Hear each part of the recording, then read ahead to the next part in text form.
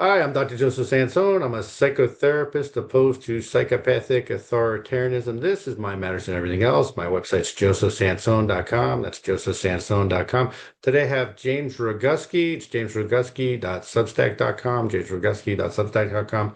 We got a few issues to talk about, James. I guess one of the issues we're going to jump into here is nonfeasance.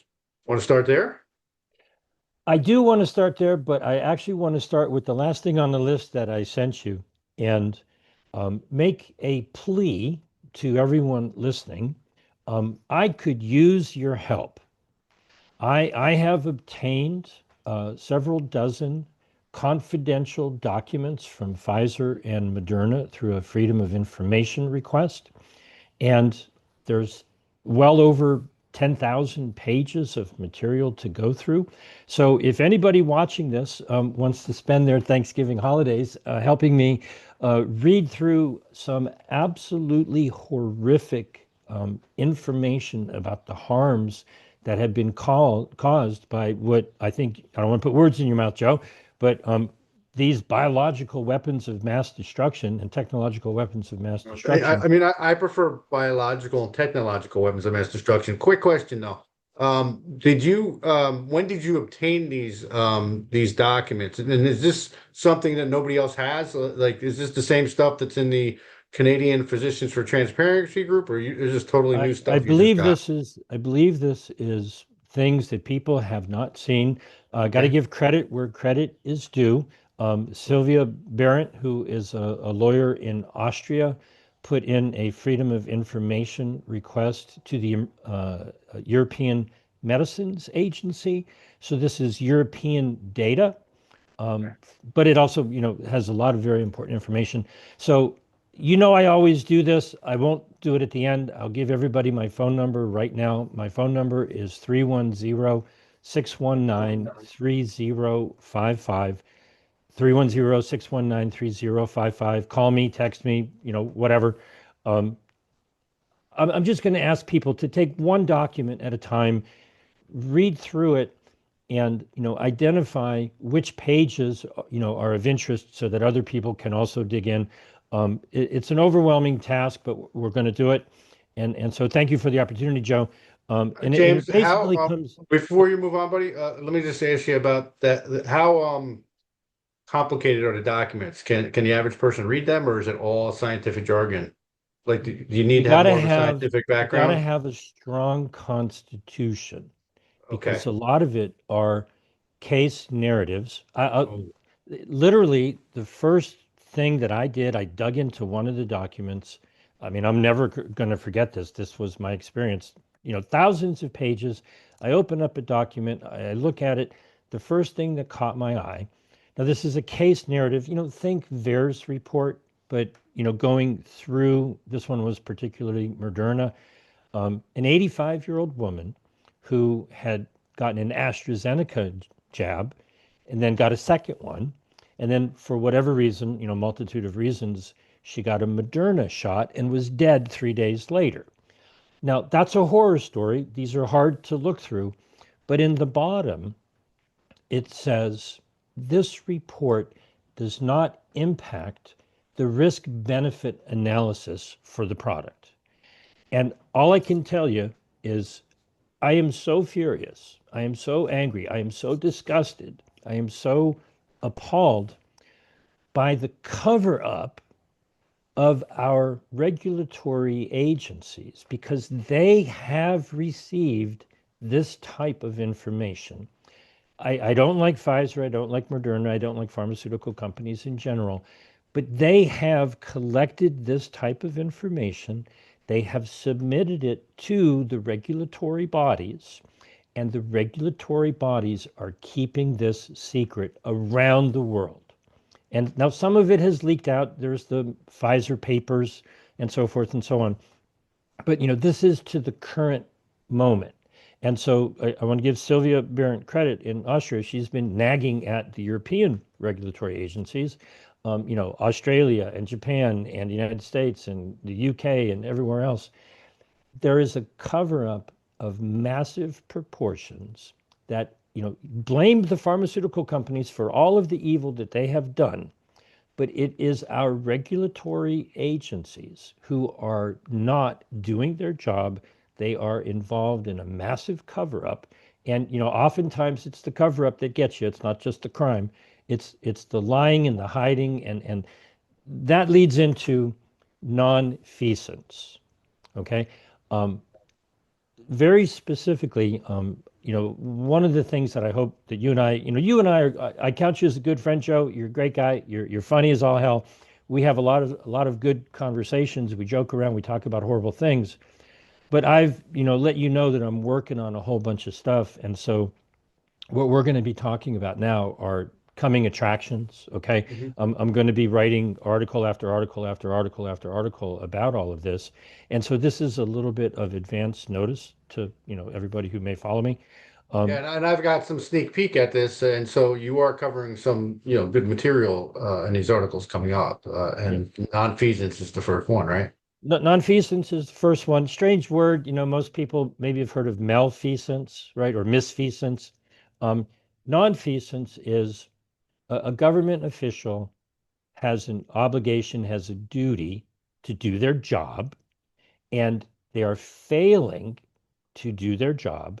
And failing to do their job, number one, should be criminal. We can certainly talk about that, but it results in harm being caused. Now, I want to give credit where credit is due. I want to thank Karen Kingston for being the first person to raise the issue I'm about to talk about. She and I have talked about it many times.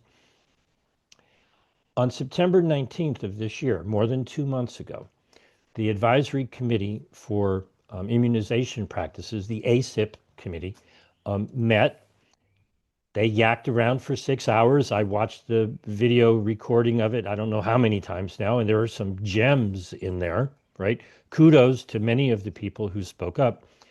And there are 12 members of the committee, and they voted 11 to 1 on their first recommendation, which is that the Center for Disease Control, the CDC, should change the wording in their vaccine information statement about COVID, because most people are unaware everything has changed in the past year. And they are putting out old misinformation. It was misinformation when it was before, but with the changes that have happened, the CDC is actively misinforming people. And so the, the committee recommended serious changes in the language of this document. Just to give you, a couple of examples, they pointed out that, it's not safe for pregnant women to take the jabs, and that there were studies that showed a 400% increase in birth defects. Now, that's just one study, but that ties into the next part of it. I don't want to jump into that because that's a whole category in and of itself. But Jim O'Neill, who is the acting CDC director, needs to start taking action and not just be acting. Okay. He was just at the Maha summit, talking about how all we're going to have all these, uh, high tech innovations. He can't even edit a freaking document to present the information that his own advisory committee voted 11 to 1, saying you need to update the fact that we're not recommending these jabs to everybody. And it's supposed to be a discussion between a person's practitioner, their doctor, or their pharmacist. And, they reach a specific individual decision based on the benefit risk ratio for that person with some advice from their practitioner. So here's what really set me off, Joe. And I think I've told you this story, but we'll, Before we'll you go on tell your your set off thing, audience. James, I just want to, for people who are not familiar with your work and stuff, you believe all the shots should be stopped because they're weapons of mass destruction. You're just talking about what the committee was saying right now. That's Just I that's want people correct. to Now, understand. you're absolutely correct. I have been opposed. I'm not. I'm going to say this correctly so people don't misunderstand or misinterpret it.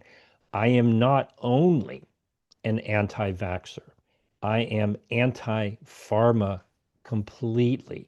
Swallowing or injecting poison into your body in the pursuit of health is something I've been raging against for half my life. 20 years ago, I published a book, Your Doctor is a Liar. You can always have it for free. Go to yourdoctorisaliar.com, exposing the cholesterol lie. Okay. It was true then that your doctor is a liar, and it's even more true now. There are a couple of people who are doing their best, but if you're getting prescriptions for pharmaceutical medications to treat the symptoms of your disease, you are not getting something that is going to actually help you address the cause of it. Now, there's always details to look into, but I am opposed completely to the pharmaceutical hospital emergency industrial Yeah, and complex. I didn't mean to divert Vaccines are you. I just just their want biggest customer acquisition tool, because if they can inject a poison into you that causes every problem under the sun and get you to not understand what they just did, and you think they're trying to help you, but they're just trying to drum up business in the future. If you've to. fallen for that lie, give me a phone call. I gave you my number earlier. Okay, we'll Yeah. talk about it. And so with the ACIP committee, I recognize that the decisions had been made by another committee called the Verb Pack. It's the advisory committee to the FDA. And so, what most people don't understand, they're just not aware because everybody's burnt out and they're tired of it. But I'm like a bulldog. I'm chewing on this thing until we win.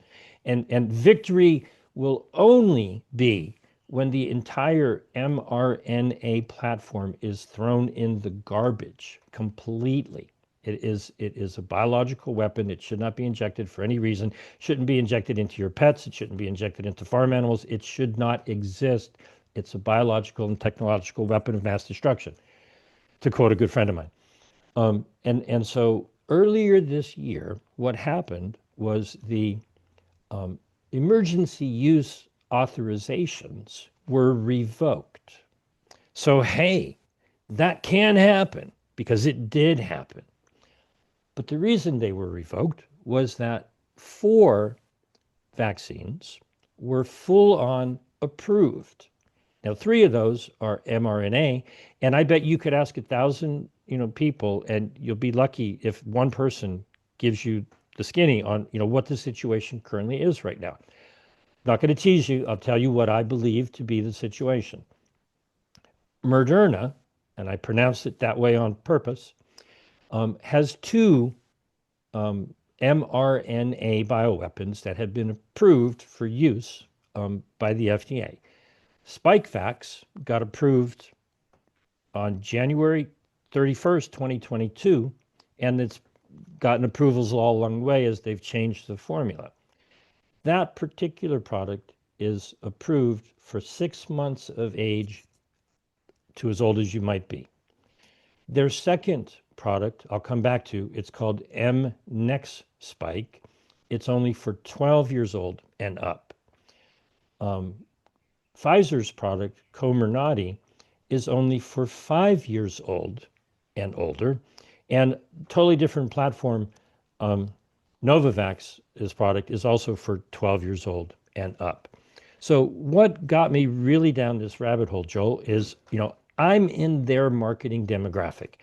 I'm 65 years old, and what was approved by the FDA was, well, regular people who are healthy don't need a COVID-19 jab or booster. Only if you have some type of risk factor, if you're in what they categorize as a high risk group. Well, anybody over 65, default, regardless of how healthy you may be or how healthy I may be, is considered in a high risk group. So what I started to see, Joe, I bet you're programmed in the same way that almost everybody is, and I admit that I am.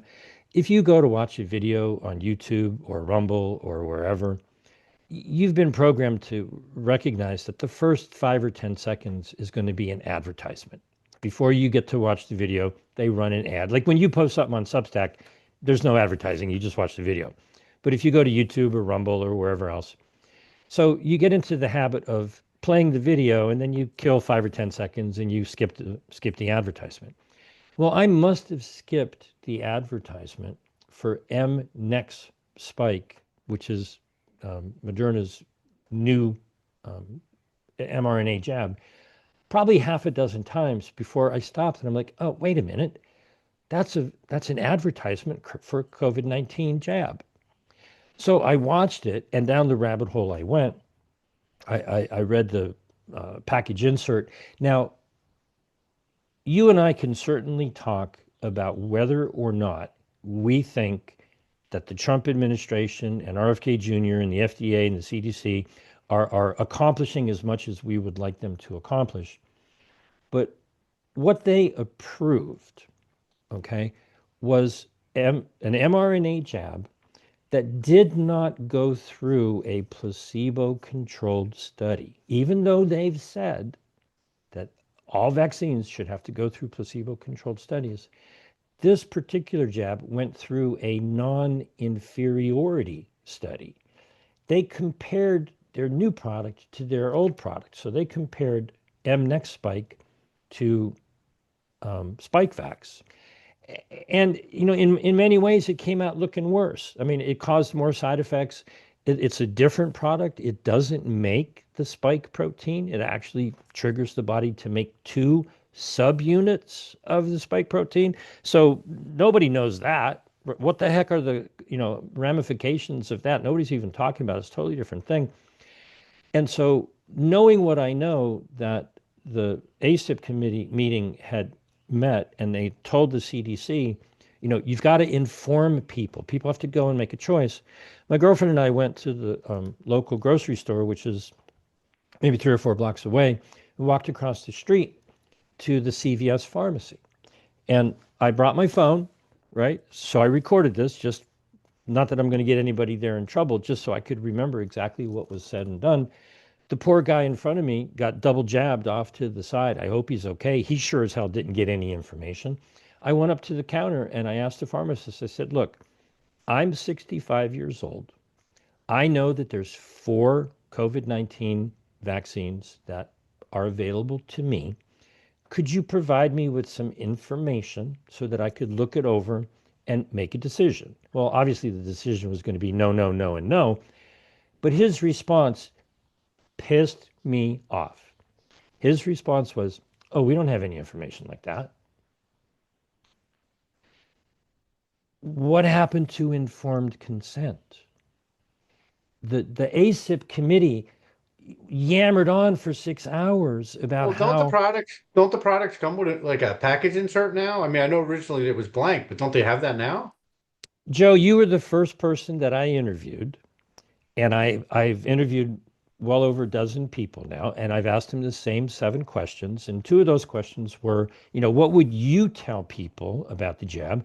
And what do you think um, doctors and pharmacists and anybody who might be administering these jabs should tell people? They should at least hand you a sheet of information, package insert. I mean, he should have been able to give me something. His response is, no, we don't do that. We don't have anything like that. He didn't even say, oh, go to the CVS website and, look under this and, nothing. I got nothing. Okay. So then I went across the street back to the grocery store, and they have a pharmacy in the grocery store. Asked them the same question. Now, to their credit, they went back on the computer. They had pharmacists typed in something. They printed out a 2-page document. It's the old version of the CDC document that is the vaccine information sheet, which is filled with misinformation. Now, did you So point it out to them? I did not point it out to them. The point wasn't to bust the I get it. chops I get of it. the Okay. people there. I said, thank you. They tried. They did what they thought was right. Right. They gave me government-sponsored information. Okay. But the point is, our government, the HHS, the FDA, the CDC, the ACIP committee, they're saying, oh, this needs to be a shared responsibility between the doctors and the pharmacists and the people. People who stand in line at a pharmacy are not going to get talked out of taking a jab by the pharmacist who's going to get paid to give you the jab. It's insane. Okay.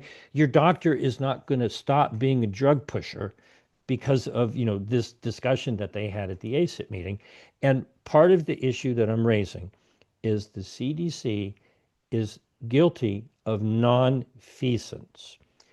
They know because their advisory committee told them that the documentation that you're giving the public for informed consent is wrong. It needs to be updated, and they have failed to do so. It's been over 2 months. Now, I know the government has been shut down, okay, but It's it's still still shut been, down.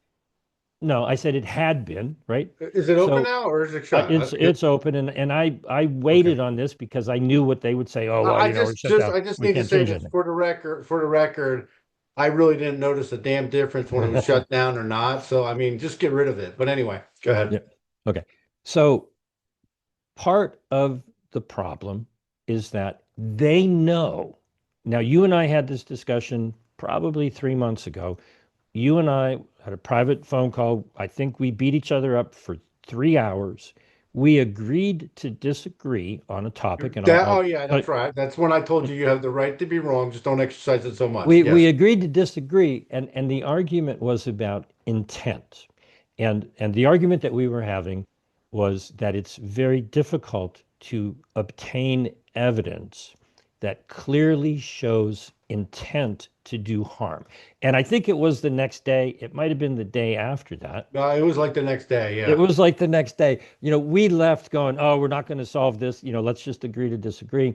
And the next day, RFK Jr. and HHS published very publicly a statement on video and in writing where he said, yeah, the mRNA doesn't work for a respiratory ailment. We know that it doesn't stop infection, it doesn't stop transmission. We know that the risks outweigh the benefits, but they didn't take them off the And market. this was a statement made in his official capacity. It was a press release as well as a video statement. He made it in his official capacity, as the secretary. And yeah, he said there that the mRNA basically is not effective for the flu or for COVID, and the risks outweigh the benefits. So I actually did file that as a supplemental authority in my appellate case. I'm now back in the trial court, but I did file that because I argued that that shows criminal intent, at least from this moment forward. Now, in my case, I argue that the risks and the everything, and I argued intent in my case because the harm being done, they were aware of it and kept doing it and were lying about it. But this is like there's no question here. So, And our this is personal discussion, our personal yeah. debate was rendered moot See, because I we were told arguing no, about how no, hard no. it Hold is on. to get I evidence. won that debate because see how easy it is to prove intent.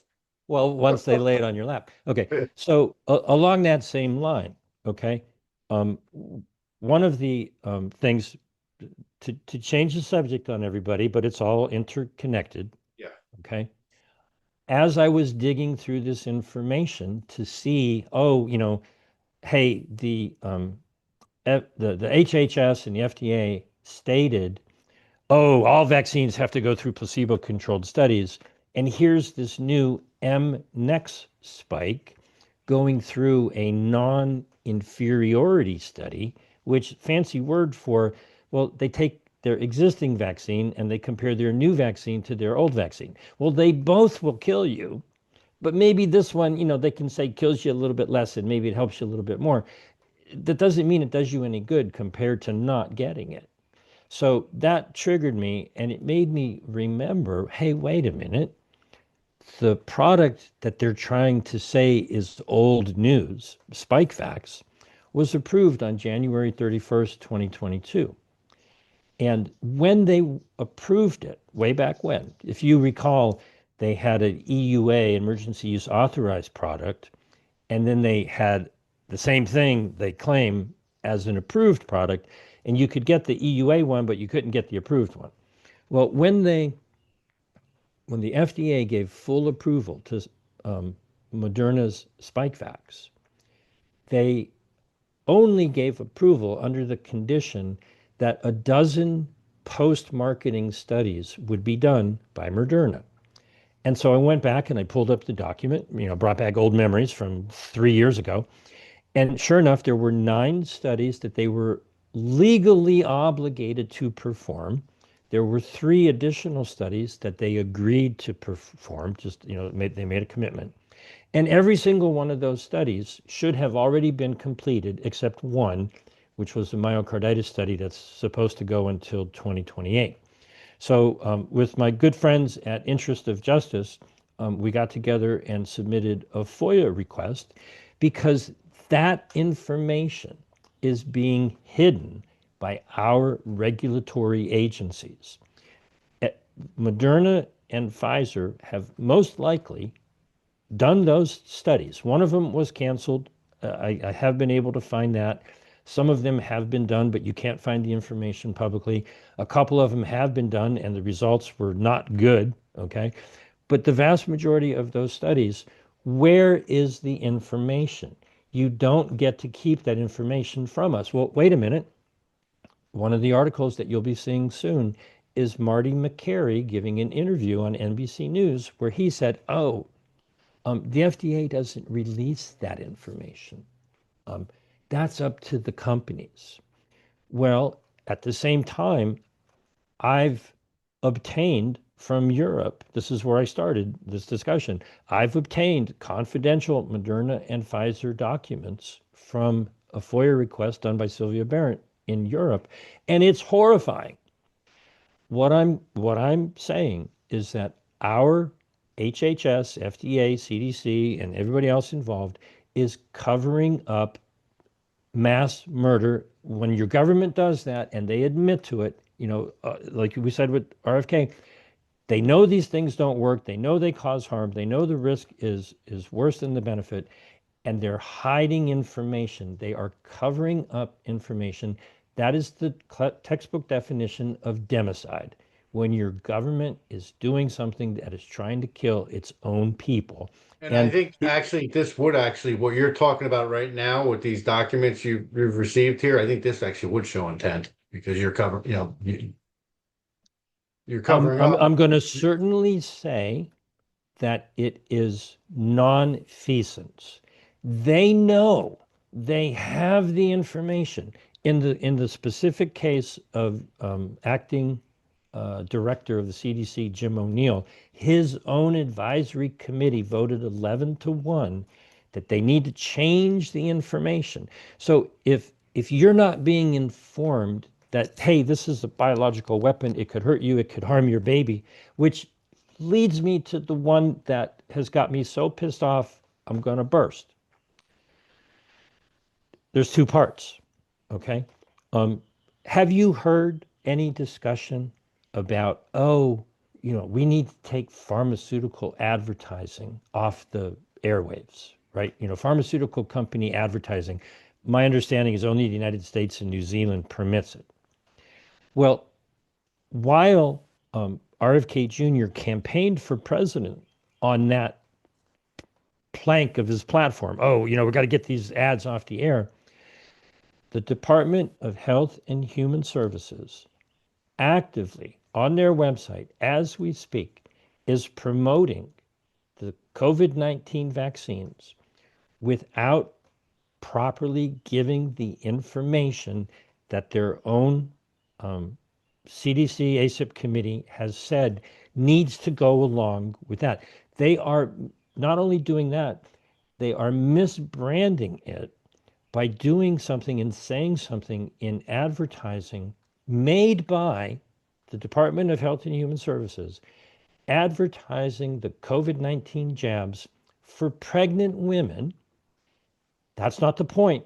The point is the ads are saying that pregnant women should get injected while they're pregnant to protect their unborn and their newborn child. Well, there is absolutely no evidence to back that up. There's massive amounts of evidence to the contrary. The ACIP committee brought up the fact that it's 4 times as likely to cause deformities, malformities, deformities, whatever, birth defects. And in the approval documents, under where it says pregnancy and breastfeeding, it very clearly says in all four of the jabs, hey, we don't know. We can't tell you. We got no information. Okay. Now that's a lie. They have information and they should be warning pregnant women not to do it. And so the way I found out all of this is my wonderful girlfriend Marissa helped out. She found a document from New York State, New York City's health departments combined, putting out advice to pregnant people, postpartum people, and Pregnant women, right? I, Let's not I confuse understand, people. but this is what they said. Oh, this is Okay. actually what they said, people? Pregnant people, postpartum people, and individuals who are breastfeeding. Okay. They advise that pregnant women get the jab to protect their unborn and their newborn child. There is no evidence to that whatsoever. Also found one from California saying pretty I much mean, the the same. evidence is actually showing the opposite. You actually have increased infant mortality and miscarriages and so Horrific, yeah, horrific yeah. harm. This is Okay. I think Dr. James Thorpe I've spoken with Dr. James he Thorpe many puts it times. out that basically the miscarriage rate is just as high as the like the abortion pill or something. It's ridiculous, something like that, It's right? it's horrific. Okay. Yeah. In one of the documents that I was able to obtain in a sub study that they had, they tracked 22 pregnant women, and only five of the 22 were able to give birth to a supposedly healthy baby. But God knows what problems they might have down the road. 17 out of the 22, it didn't happen. Okay, so to say that um, a pregnant woman should be injected to protect their unborn and newborn child is an abomination. I can't tell you how furious this makes me, but it gets worse because from the California Health Department's information, it led me to the organizations for obstetricians and gynecologists and pediatricians and so forth. And they are actively saying the same thing. But in one of the ads that I found on their website, in fine print, it said this marketing material is produced because of a $500,000 grant from the HHS and the CDC. So your tax money is going to pay these organizations to produce this misinformation to harm infants, unborn children. Now, I tracked it down to the website, the current website for HHS, and they have produced advertisements, most likely during the Biden administration, but they are still live online. You can see them. I'll be publishing this article shortly, where it literally says in the ads to pregnant women, go get your COVID jab because it's good for your baby. You got to protect your baby to get the COVID jab. Now, this is unacceptable at the very least. This is criminal. This is democide. That's the This is definition of evil. horrific. That is the definition of evil. And I've had it. I have absolutely had it. Okay. And so Well, one thing, when I hear all these excuses for RFK and Trump and all these people, it's like I just remind people like sometimes you got to really simplify things. It took them about a minute to lock down the whole country. They ignored the Constitution, our laws, our traditions, and lock us down like we were prison inmates. How hard should it be to remove something that is this deadly off of the market? almost a year ago, um, at the end of 2024, I put out an open letter to Trump. I put out an open letter to RFK Jr. I put out an open letter to Pam Bondi, knowing that they were not yet in office. So I understand that it was preliminary. Okay. Um, and essentially saying things that I know you've spoken of, but we'll run down the list again. Um, Trump could do an executive order anytime he wants and shut this whole damn thing down. Okay. He's the Oh, president. Okay. I sent him a And God just for awful. people, just because we're not fans of executive orders, but this literally would be a case where it's appropriate because this is a weapon attacking our people. So that's the president's job to protect us from warfare, even if it's coming from the deep state, this whoever it is, international crime syndicate. But yeah, that's clearly within his purview to issue an executive order. I have another article that I haven't even shared with you. I'll share it with you now. Um, there's a, I always get it mixed up. I think it's a DARPA document that um, essentially makes it very clear that because of biological warfare, they don't need to have a virus sample in order to start the process along. It's documentation that what was done to us, there was no virus. There was a genetic code that was manufactured in silico in a computer. And when you truly analyze the genetic sequence that was used to make what we call the biological weapons, the jabs from Pfizer, Moderna, and so forth, the vast majority of it, or I should say a very substantial portion of it, is actually human proteins. What Ralph Barrick and company were doing were piecing together human, the sequences for human protein. So it is crystal freaking clear that this did not come from a bat. It did not come from a pangolin. Okay.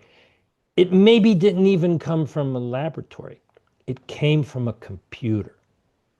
And I have reported on the fact that CEPI, Bill Gates's organization, has been participating in the WHO negotiations for their pathogen access and benefit sharing system.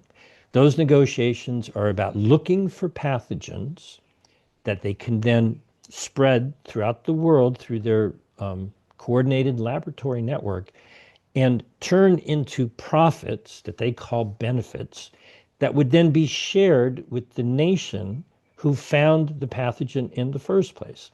Well, CEPI stood up at their November meetings and said, well, don't forget about us. We're doing all of this with AI. They have a whole program to create in the computer future looking potential pathogens just to be ready in case, they find something off in the future. Now, in those negotiations, what has happened, I hate to call it this, but really it's the Trump card. They're trying to do this multinational agreement to incentivize the search for and creation of new pathogen sequences to share the data so they can turn it into diagnostics and products and vaccines. They don't need to actually have any pathogens. They don't go through Koch's postulates and actually, isolate. I mean, all of the people who are saying there's no virus, there's no virus, there's no virus. The point is, the only virus that they themselves say they need is the genetic sequence that can be found in silico, not in vivo, not in vitro, in silico, right? If it's in the computer, they treat it as a real virus. And so the So United it's States, biosynthetic. It's biosynthetic. exactly. And so the United States, health department slash State Department, Kathleen Sebelius from the Obama administration gave an interview 2 years ago where she said, oh, well, a lot of nations, they don't like it when, the US military shows up, kind of makes them nervous. So the HHS is the boots on the ground. Okay. Our health security establishment is currently circulating a memorandum of understanding, mostly African nations and Haiti, but the list, may go on beyond that, where they're essentially telling the nations that are participating in these WHO negotiations, look, all that money we've been giving you, so that you can take antiretroviral drugs and deliver them to people in remote villages who don't even have running water because we got our priorities all screwed up. We're going to save them from, immune deficiency by making sure they have immune deficiency by, damaging their immune system with vaccines and drugs. All that money that we've been giving you to have, your health services provide that. We'll give you that for a couple of more years if you promise to give the United States access to all of your pathogen information for the next 25 years.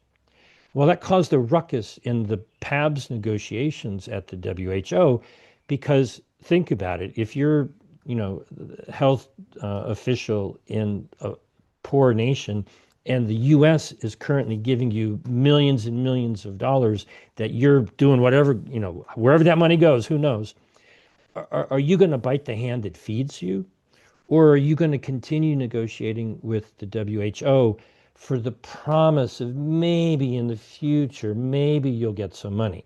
So there's an interesting negotiation tactic going on. It's like a theatrical production. It's quite interesting and entertaining for people who are paying attention. Um, but the whole point is screwed up. We don't want genetic information to manufacture poisons and fake tests to claim that there's a pandemic or an epidemic or whatever. And our government is the worst. We've been doing this for decades. We spend $3.5 billion a year to put products into the National Defense Reserve. You're not allowed to ask, nobody's allowed to tell, are there anthrax vaccines or God knows what might be in there, diagnostics and drugs and so forth. And the Biden administration at the end of 2022, so 3 years ago, approved $5 billion for the World Bank's pandemic fund. Hundreds of millions of dollars have been going through that fund to build out the very infrastructure that the WHO is trying to build on a global basis. So what we're really dealing with is a biological weapons arms race for the research, development, and proliferation of genetic information that is all that is needed for pharmaceutical companies to manufacture more fake diagnostic tests, which are weapons in and of themselves, and more, variations on a theme of mRNA or self-amplifying mRNA or trans-amplifying mRNA. We will not be able to claim that we have succeeded in any way, shape, or form by taking some dye, artificial food dye off the shelves, or maybe getting people to avoid seed oils or whatever, until the mRNA platform is eradicated from the face of this earth, we will not have succeeded. And anybody claiming otherwise is either uninformed or participating in this undeniable evil. And so let me give my phone number one more time. It's 310-619-3055. If you want to help, give me a phone call. There's plenty that can be done. I can't do it all myself. There's many people out there who are doing good, hard work, to make this stop. Um, Before you run this there, battle Joe, is far, far from over. Far from over. before you run off on me, so I want to ask you about this data you got from the FOIA request. Is Oh, it thank you. all like case studies, or is there other information you haven't even been able to look at yet in there? Is it like There's This is information that we also need to get from the FDA and every other Mhm. agency. Maybe you heard a story about in the UK. They're on the cusp of it. It's like, oh yeah, we know the information is really bad, but we can't tell everybody because it'd freak them out. Okay. The information very specifically is they started out doing it in 6-month increments. So let's just say January 2021 to June 2021, the first 6 months of the jabs being available. Okay. Then they're supposed to get all of the post-marketing data from Pfizer, Moderna, and they had AstraZeneca and Yeah. J&J at the time. Um, all of the companies are supposed to collect whatever data they have and hand it over to the regulatory agencies. They have what they call a periodic safety update report. It's like, hey, I mean, I'll play their advocate. I don't like to play devil's advocate, but I think they are working for the devil. So in this case, it's what I would be doing. Um, hey, we were in a hurry. We thought this might help. We've put it into millions of people in the first 6 months. We got a whole bunch of data. Let's reevaluate the benefit risk ratio and give a report and an analysis and assessment of how's it going so far. Okay. Well, at that point in time, they should have just shut the whole damn thing down because it should have been brutally obvious from even before that this was never going to be of benefit. So they have a 6 month segment of data, and then the second half of 2021, and then the first and second half of 2022, first and second half of 2023, first and second half.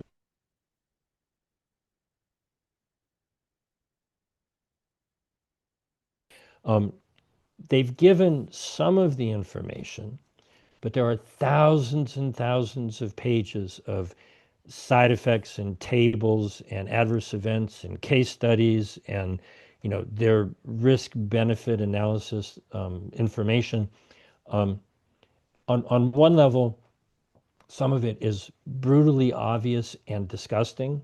And anybody who has a platform, I mean, you could probably do a week-long marathon and just read the damn documents, and it's horrifying. Now, nobody wants to spend their Thanksgiving holidays doing that. I get it.